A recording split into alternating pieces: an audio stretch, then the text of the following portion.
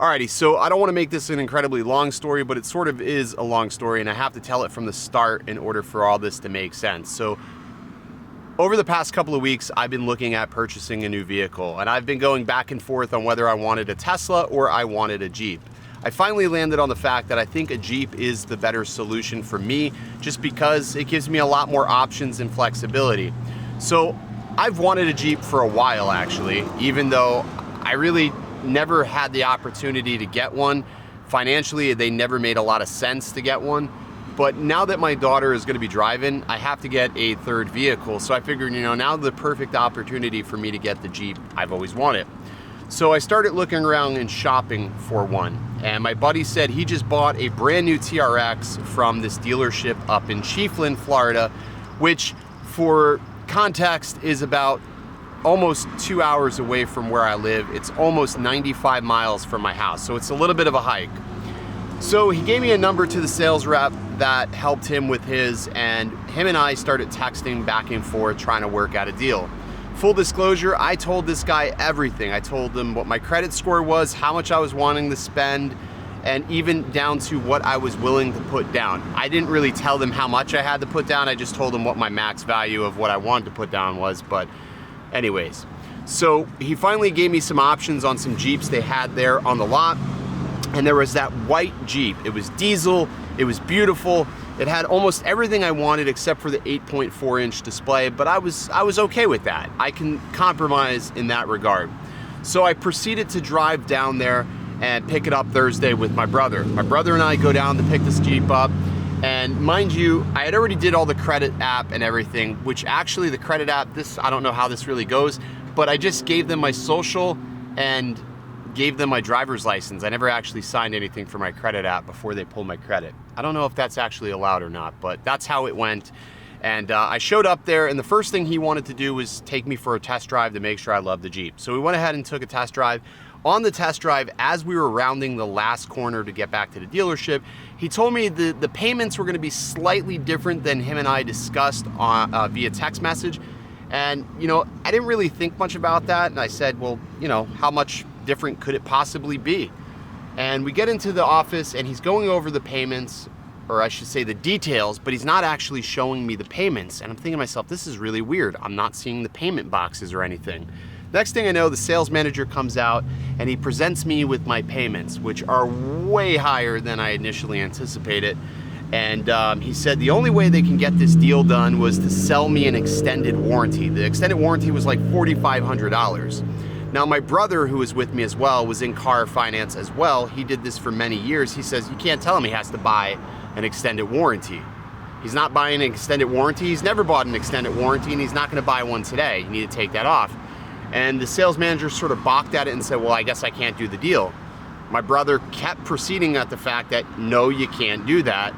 So the sales manager ended up walking back inside to his office and figuring out what he could take off and put on in place of that, I guess. Came back with numbers that were a bit better. They still weren't great numbers, but at this point I was a bit tired, and I agreed to the numbers that were on the paperwork, knowing to myself I was just gonna refinance later on down the road anyhow, so I wasn't really too concerned. Signed the papers and gave them my down payment of $3,000. I left.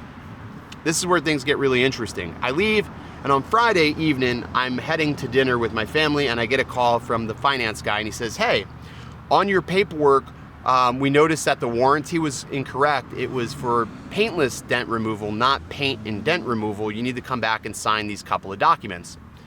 I thought to myself, okay, can I just maybe have them faxed or sent to me? He says, well, yeah, or I could just overnight the documents and you can sign them. I said, okay, let's do that. Well, it also turns out I forgot my checkbook there. So in the interim, I had to go back anyways to get my checkbook. I didn't want that in the mail. So I went back to get my checkbook. I woke up Saturday morning, 7:30 to go get my checkbook and to sign these papers. On my way there, I end up getting a $256 speeding ticket in Crystal River, which absolutely sucked because I've never had any move-in violations. As reckless as it seems that I am on this channel, I've never had any sort of move-in violations at all, ever. So that was my first speeding ticket, so I'm gonna try to fight that, but that sort of sucked. Get to the dealership and I sign the paperwork and he says, your sales rep wants to take you to breakfast for the inconvenience of having to come back out. I go next door, we're eating breakfast, and the finance guy calls yet again and he says, hey, there's something up with the loan from Chrysler Capital. It says there's a stipulation that it requires a trade. So I walk back over and he proceeds to tell me that I either have to have a $0 balance on my other loan or I have to trade it in. And I'm like, well, I'm not trading it in, I'm giving it to my daughter. So now they're trying to figure out solutions. And the solution they first present me is, well, we'll buy your current vehicle, which is my Chevy Cruze, from me and then sell it back to me. And I'm like, wait a second, you're gonna sell it back to me? You're telling me I have a stipulation on this loan now and I have a great interest rate on that. Why would I sell it to you? That's more work. I said, no, I'm not okay with that. I don't want to do that. And honestly, my wife would have burnt that dealership down if they tried to pull that with me. That just wasn't happening. So he says, you know what, the person that buys our loans isn't in today, so why don't you just take the vehicle back and we'll figure it out on Monday. Me being a skeptical person, I wasn't really okay with that, because for me, I'm like, wait a second, the deal's not really done then. If you're wanting me to take it back, that means it's not final. That means it's not funded. That's not a good thing. And I figured, what the hell's going on? But reluctantly, I took it back and I started driving. I got about 45 minutes. I called my brother and I said, hey, this is what's going on. And he urged me to take that truck back to them because they're spotting the deal. They don't have it funded. The lender hasn't approved anything that they're talking about. Take it back before you get screwed. So I did just that. I took it back. I got back, I turned the keys in and I said, you know what, I just don't want to deal. Just unwind everything. I don't want the truck, unwind it. And I'm gonna figure it out later. So I said, well, I'll Uber back. That was a stupid idea because there is no Ubers in this place. It's such a tiny town. There is no Uber, there is no Lyft, there's no rental car, there's no taxis. Everything was closed on a Saturday. I was completely and utterly fucked. So here I am sitting there trying to text people to see who can come 2 hours to pick me up. My mom finally came and got me, but there's more to this. So in the process of waiting for an Uber, I went back and I said, hey, is there any rental cars or anything here? Do you guys have a rental car or something? They said no, but then they said, well, come on back in the office. We got an amazing deal for you. We got this great deal. We're gonna figure this out. We're gonna make it work. So I listened to them. I went back into the office and they said, you give us $350 more because there's like this $700 that they had to sort of figure out how to get rid of in order to make this to where it would work without a trade. They said, give me $350 more and the truck's yours and everything's back the way it should be, and they'll waive the stipulation that you need a trade. I looked at the guy and said, I got a $256 speeding ticket. I gave you $3,000 already. I just want my money back. Fuck you. I don't want the deal. I said, I'd rather walk than do a deal with you guys. So I ended up grabbing my tripod, grabbing everything. I had all my gear in the truck and I grabbed everything and I'm carrying it in my hands, walking down US 19. The sales manager decides he's gonna come trailing up next to me and he's like, come on, man, just, you know, I don't wanna see you walking. I wanna make sure you're okay. I was physically distraught. I was in tears because I'm like, this is, you know, that was my dream truck. I wanted it so bad. And just, I couldn't believe what transpired. I did not expect this at all. And, you know, I was I was mentally distraught and noticeably upset over everything. And he's like, well, just come back in. We won't need the $350. We'll make it work without it, blah, blah. I said, so now you're willing to make it work without the $350. Before, when I was being diplomatic about things, you needed the $350, but now you have sort of a loose cannon on your hands. Now I said, no. I said, fuck you, stay away from me, I'll walk. No, I'll drive you where you need to go, I'll drive you. I'm like, dude, if I get in that car with you, I'm gonna have a ride either way, either by you or by Levy County Sheriff's Office. I'm not getting in the car with you. So I ended up walking. I walked probably about 10 miles till I finally was able to get an Uber to agree to drive me to Crystal River. Mind you, that Uber was like almost 96 bucks, maybe a little bit more. And my mom ended up picking me up. But the cool thing was, I had already figured out another deal that I was working with another dealership in Tampa. That sales rep actually offered to Uber me from Chiefland all the way to Tampa, which that would have cost him $350, almost probably more than the commission on the vehicle he was trying to sell me was gonna be. But we never were able to find an Uber. I ended up getting to that dealership at about 6:45 on Saturday, and I was spent. I couldn't do anything more.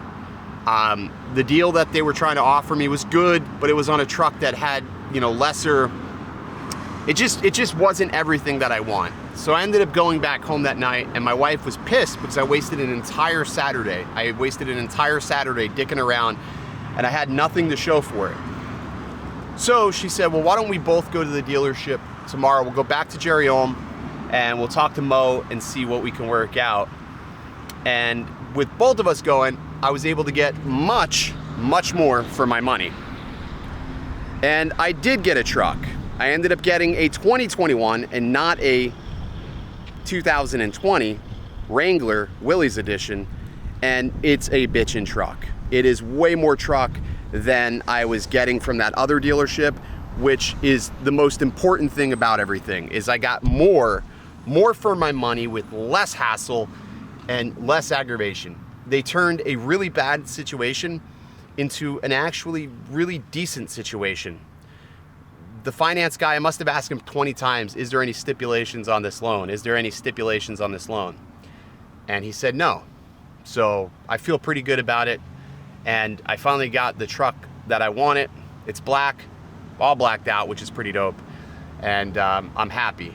But, you know, I guess the end of it all is that just because you do YouTube and shit doesn't mean you're just gonna pay for something cash. I finance things just like every other human being. I put my pants on the same way as everybody else. I work really hard for my money, and you know, the way I look at it is I'd rather not have to go to bank to bank to bank and fucking worry about interest rates. I'm gonna die one day, and I just wanna die happy knowing that I lived the best life I could.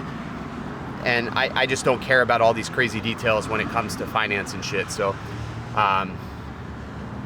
it was just a shitty experience, worst possible experience. You know, I was gonna put a video out sooner, but I wanted to make sure they gave me my money back on my down payment, which they finally did give me my money back. Thank God, because that would have really stung knowing I had $3,000 out there that wasn't coming back. But that's why I fell off the map this weekend. I usually put out content on the weekend. I didn't do shit because of all this. So, all right, now that I told you all that, I'm gonna go fly this building here. That was a long ass fucking story. So I don't even know how long that was. That felt like 16 fucking minutes of me talking. I'm gonna go fly.